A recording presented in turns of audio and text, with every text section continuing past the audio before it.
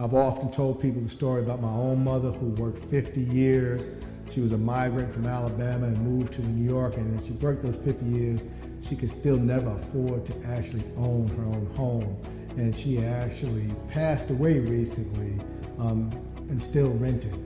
And that sort of put a chip on my shoulder. Patrick Graham's personal connection regarding homeownership fuels his desire to assist families with affordable housing. He is the CEO of WeBuild Concord. The organization advocates for economical homes in the city and Cabarrus County. Graham says he wants to provide a place for people to nurture and grow.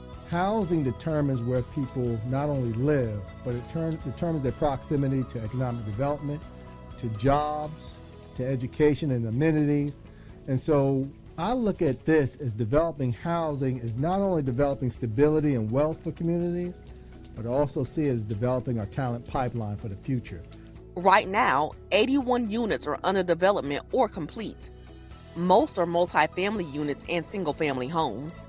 Graham says WeBuild Concord produces different types of housing to give families options. Neighborhood TV toured a new development site with Graham in the Logan community, an area he says contains old infrastructure. So again, here you have what we call the Lincoln Street Townhomes.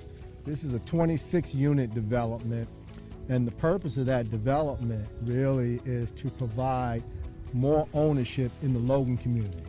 Currently, the Logan community has less than a 40% ownership rate.